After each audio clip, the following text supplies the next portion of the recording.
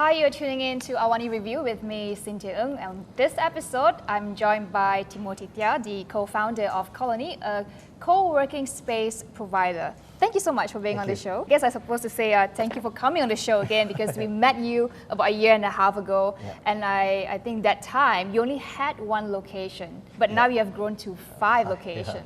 So tell us, what's been driving this aggressive expansion? I guess we just started about 2 years ago, and the first location did much better than I expected.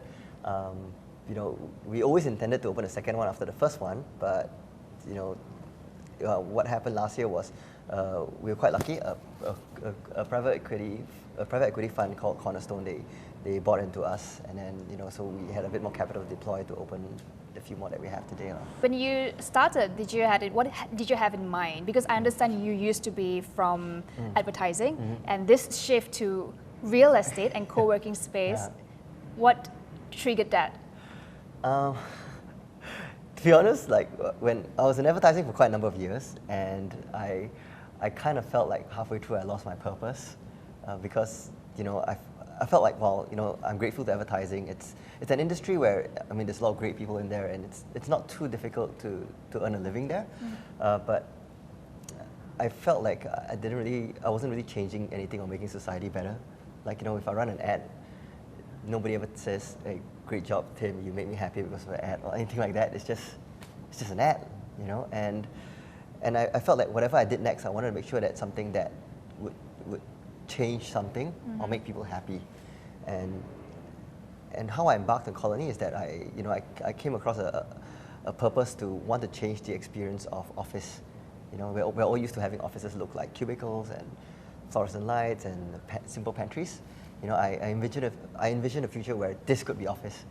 Like what you see here, where not just how it looks like a 5-star hotel, but we have a concierge that takes care of you. There's a restaurant in it, and there are facilities like kids' rooms or nap rooms or things like that. Yeah. Also, you have 5 locations now. We are at the latest one at Star Boulevard at KLCC.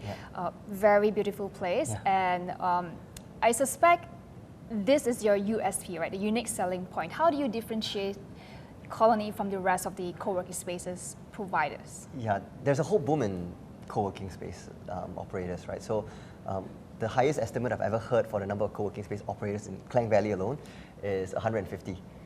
That means Colony is one, right? And this whole boom was really led by WeWork. WeWork's the largest player in the world, so everybody's trying to emulate it to be themselves to be the next WeWork. And there's a lot of investor money going into this space. So now the WeWork model or the typical co-working space model, it's always about having a nice environment that is open, and it's about community and networking and collaboration. Whereas our mission is quite different from that. Our mission is not about helping people collaborate on networking. Our mission is to help companies build spaces that helps them attract and retain talent. The kind of customers that come here as well, they're quite different. They care more about things like privacy. So our rooms have curtains or blinds that close off, as opposed to them wanting to go out and meet people. So would you say your target market is more on corporations rather than individuals? We do have some. Okay, so our smallest customer is like maybe a 1-person company. Our largest one is 150 person. So they have the second largest is a frozen food company from the 1960s. So they have about 100 people in the EcoCity location, and the third largest is 86 people. Mummy Double Decker, the snack, right? Yeah, so we have varying sizes of companies that base themselves here in Colony. Now, I want to talk a bit about the locations that you've chosen. All of them are close to transport hubs, MRTs, LRTs, and largely still in Klang Valley. How do you select? Which area do you see that, okay, there's a potential, I want to be there? Yeah, we look at places that have, number one, public transport. That's really important for us. We look at places where there's access within walking distance to a vibrant mall.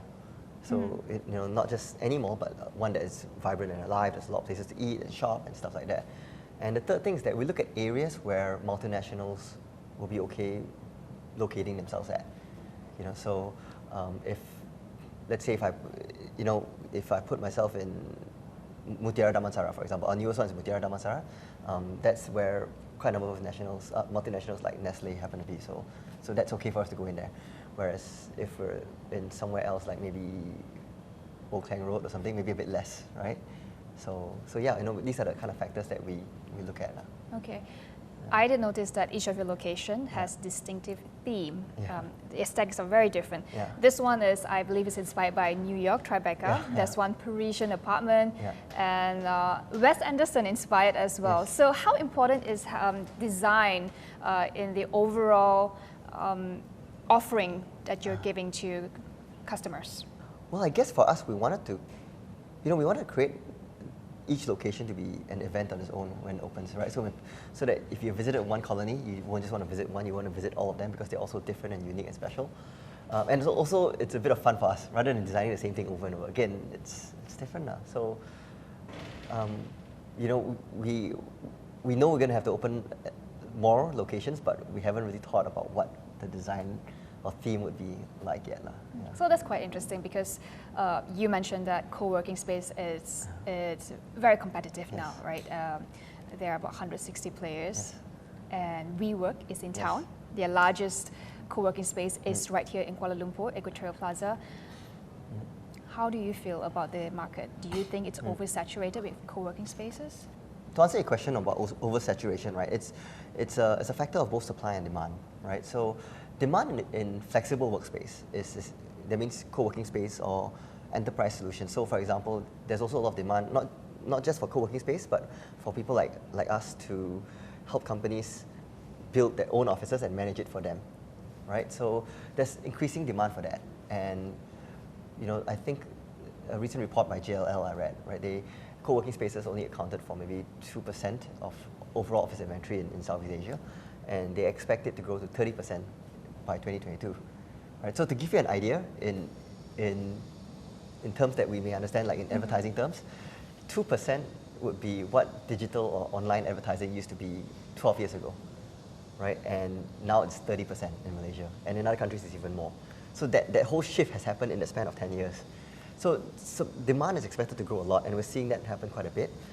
But at the same time, supply is also growing very quickly. And to some extent, at least in this current point in Malaysia, I think supply is growing quicker than demand. So that's why you'll see... So how does it affect your pricing then? Does it affect? Do you have to readjust? Definitely, it does have some pricing pressure on us to some extent. Also a factor of like the property market, like in Malaysia is kind of weak, right? So that has some pricing pressure on it as well. But when it comes to, why we're also insulated by the fact that we have a very different product. So it's we go for a more high-end kind of customer base, very very different lah. Like people who want colony end up, wanting this kind of space. They want privacy, they want our services, so they're open to paying for it. So we're the most. I think our average rates are the most expensive here. Among competitors? Yeah, because, okay, so the struggle about co-working spaces, if you go to many co-working spaces, right, you'll find that in KL, they're all full. They're all full, but still, if the general consensus in the market is that every co-working space is losing money, or barely breaking even, right? So why is that? And the reason that is because when co-working space operators build the business model, they feel, okay, if I charge a rate of, let's say, 1,000 ringgit per workstation per month, I can make this much money. Right? But in reality, when you come into the market with a price war going on with WeWork or everyone else, everyone's published rate is this much, but the actual transacted rates can be half or less than half of that. So that's why, even at full occupancy, you can run into a loss. But for Colony, we're quite lucky, so we maintain our average rates quite highly. This particular center, it's about 1,000 to 1,003, not including our suites. So we have suites as well, that are very luxurious. So those go for 10,500 ringgit onwards per person. So out of your 5 locations, are they profit making? Yeah, 4 of them are profit making. The 5th one, not yet. Although the burn's quite small, but it's making progress. I think that should be profitable in a couple of months. But more importantly, as a group, we are profitable. But that means you are bucking the trend because a lot of co-working spaces have yet to be able to make money. So what's the secret here? Is it just the pricing? It's a very good question. So I think it's a factor of a number of different things. So the first thing is the product's very different. So we go for more high-end market, corporates and all that. The second thing is that like a third of our revenue comes from events, right? So, and I don't mean like fireside chats or just like panel discussions or stuff like that, because you can't really charge a lot for stuff like that. But I mean like launches, like brand product launches where they pay us, like in this particular center, just the hall rental alone is 15,000 ringgit a day, right? Without any furniture, without food or nothing, right? So, and it's proved to be really popular since we started. So because a third of our sales come from events, that helps us, that gives us less pressure about in selling out the rest of the inventory quickly in order to reduce the burn of every new center, Yeah, so, and also partly also because of our DNA, like most of our investors are family offices, the PE fund, so they're quite traditional, so they care about making money, like every center must make money. It's not, and they would never make a decision of cutting rates just to fill up occupancy. Yeah, they'd rather leave the space empty. But the name of the game in this industry really is to scale, right? How fast you can scale. Yes. And if we see competitors, a lot of money coming to Malaysia. For example, we have WeWork setting up in Malaysia, aggressive push into Southeast Asia. Yes. Are you worried? Well, I think that for now, we're not facing immense pressure from them yet. But I think it would be naive for me to think that, that we perpetually won't have any pressure from that. I think they're a very formidable player. It's not just money, but in terms of what they built, the brand name, the networks, I think they will be able to get competitive deals with landlords better than many other players here. So I think they're a very formidable player. And not to mention the network, right? So a lot of what they would benefit from that we don't, or any of us local players don't, is that if they have customers in Singapore or Hong Kong that are looking for an office in Malaysia, they would likely be the first choice, because through the network. So we, right now in the short term, we're not feeling it yet, but we're quite cautious about how it might impact us in the longer run. Let's talk a bit about the oversupply in the office space, because certainly that is something that you have to look at, right? Because in places like Singapore, London, or even Hong Kong, where spaces are so expensive, people tend to go for co-working spaces. But here, because it's much cheaper due to the overhang. So how do you work with real estate providers, or how do you make yourself enticing, competitive? Yeah, for us, we work with a lot of the landlords, right? So a typical colony, we have a JV with a landlord where the landlord puts in anywhere from 70 to 90% of the capex, and then we do a revenue/profit share. Is that a usual model that co-working spaces go for? WeWork also does the same thing. And in fact, I think they, if I'm not mistaken, I think they pioneered it, and everyone else follows it. And ideally, every co-working space operator would like an arrangement like that. It's just whether they have enough of a track record to get that. That's another question altogether. So, but yeah, I mean, so we work with the landlords in that respect. There is a glut in the office market. I think you're absolutely right on that.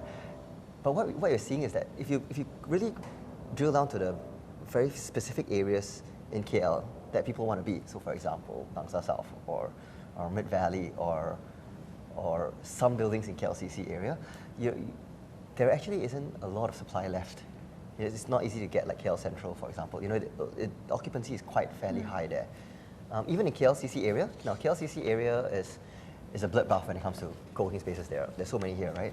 And what you find is that just in office inventory, like there is a lot of office inventory because of the older buildings, because people move from the older ones to the newer ones. But the new buildings are fairly well occupied. Which begs the next question: where is your next location? Yeah, we haven't looked at it yet. What are the metrics do you look for? What are the criteria?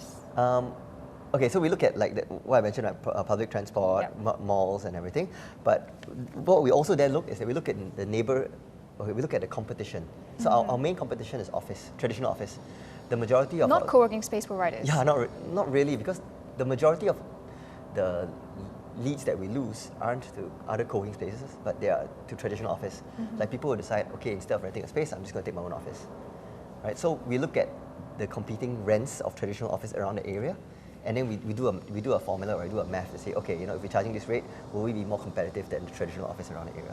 Can you share with us your average occupancy rates? It differs from some centers. Like this center is just opened 3 weeks ago. It's about 30, 30 to 40%, 30, mid-30s maybe, to as high as like Mutiara Damansara and like Eco City at 90%. So I'd say based on all this, maybe an average of like 70-ish%. You have quite big tenants in Mutiara Damansara. Yeah. You mentioned Mummy, Double Decker, and you have quite a big startup. Karsam is there as well. What makes you stand out? How did you entice them to come into and use your co-working space? I think a lot of them, number one, we take away a lot of the pains of building their own office, right? So we handle the capex. They don't have to put out capex to build it. But a lot of them also go with us because they like the environment, they like the services that we can provide, and they also share. They're quite aligned with us when it comes to the importance of attracting and retaining talent, and we can help with that. Let's talk about your expansion plans in the coming year. Are you focused on opening more locations, or are you more focused on turning profitability? Yeah. Our goal this year was we're going to open 5 this year. We had 2, we're going to open 3 this year, so that makes us a total of 5, right? Now our goal is to make sure that all 5 are profitable. And as a group, we're profitable. Of the 5, 4 of them are profitable. 1 more should be turning soon. So we're almost there. My main focus before we expanded further was to make sure that the 5 we built were financially successful and that the services, the spaces that we built were consistent and consistently good, right? So, and I think now it looks like we've managed to be able to pull it off, and that's why next year we'll look at opening more centers. So are you looking just Malaysia, or are you looking to expand abroad as well? Yeah, we are looking abroad as well, in Malaysia and abroad as well. So, and we kind of weigh the pros and cons, because the thing about going abroad is that there's a lot more execution risk. We're not there, we're not familiar with the market. I've done it before. I had another company that we IPO'd and everything, right? And we ventured in 9 different countries. And my experience then told me not to underestimate trying to go abroad. It's a whole different ball game altogether. But if you were to, which location are you looking at? Abroad? Maybe Bangkok, maybe Manila. Okay. Well, some of your competitors are already looking into, or rather are in these places already. Right. I understand that they also have partnerships, for example, working with a fuel retailer to open up spaces near petrol stations. Yeah. Is this kind of partnership something that you will be looking into, or are you rather happy to be independent and to be where you are now? Yeah. I guess it depends on the strategy of the game. If it's to open many locations, to some players, the strategy is to open as many as you can and then scale quick and then hopefully sell to WeWork one day. That's the whole goal, right? And with more locations, you can raise more money and all that. For us, what really matters isn't how many outlets, but how profitable each outlet is. So I'm not sure if our model would work well in a petrol station. I haven't modeled it, but our goal is not to have the most number.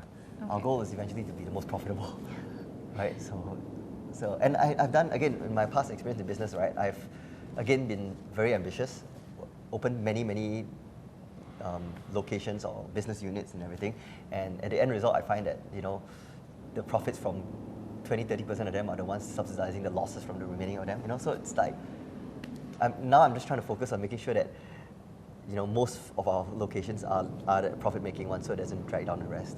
What kind of threats are you looking at in this space? Of course, there is an oversupply at this point in time, but you expect that demand will increase eventually.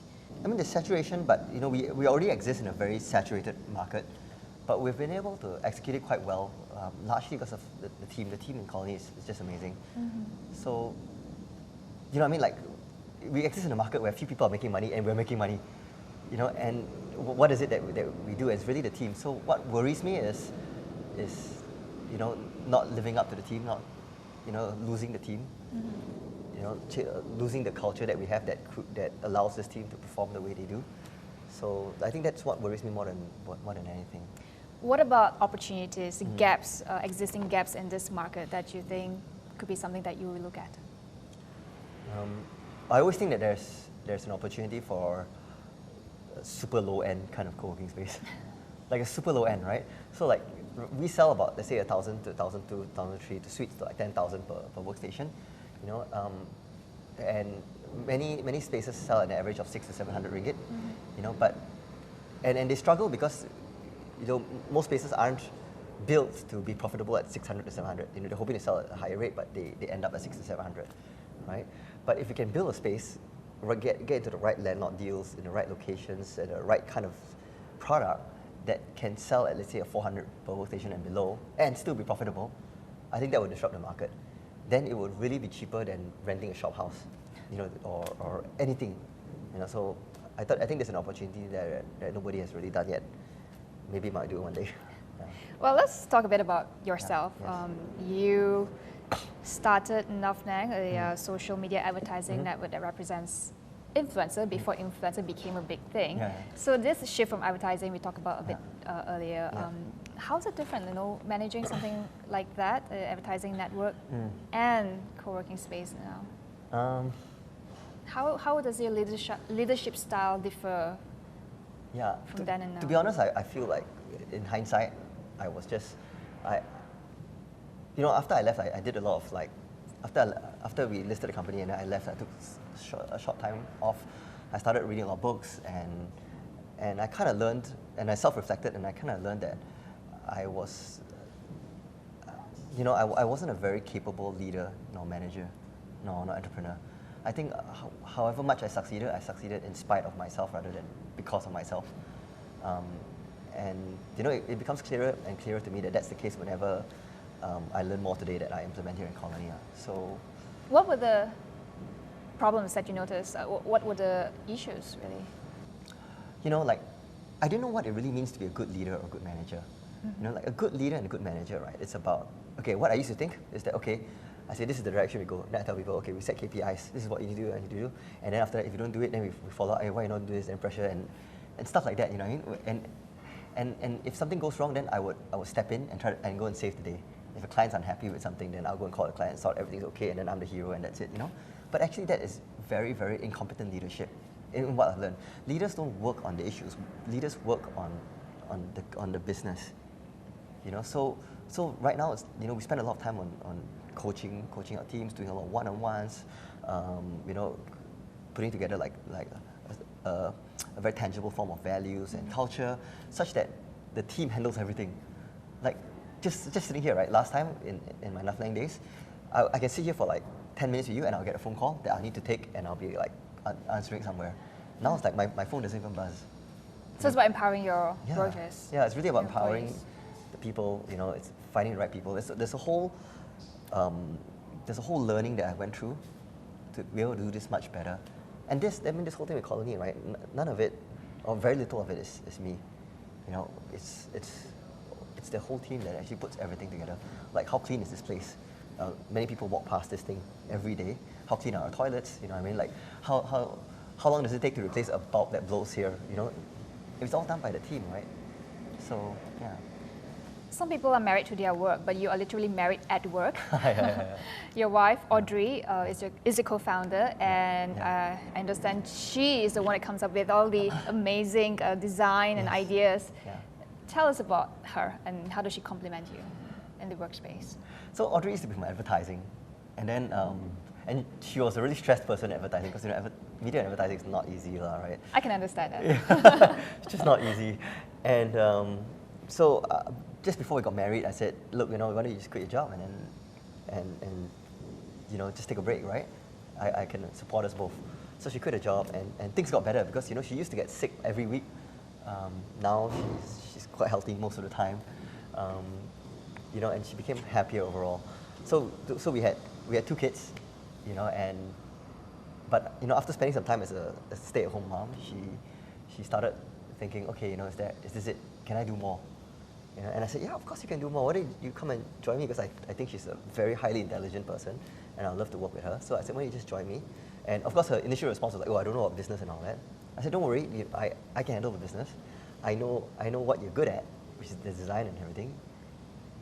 You know, and she didn't even know it then yet. She was like, really? I've never done it before. How do you know I'm good? And I just had a hunch that she's good at it. And I said, why don't you join me and you try it? Yeah, but to be fair, not just us. I mean, the whole team, again. You know, I think we're both a small factor to the whole team. You know, but design is, okay, not just her. She works in the team with a decorator, Hui Wen, for example, our IDs like Catherine, Jason, depending on the locations. So they all work together to come up with this. It's not just one person's role. Yeah. What is your vision for Colony? My goal, right, is that, like when you walked in here, what did you feel when you first walked in here? I was impressed. It just feels very luxurious and comfortable. Yeah. My goal, hopefully in 5 years' time, is that when someone walks in the Colony, they'll be like, okay, it looks like a normal office.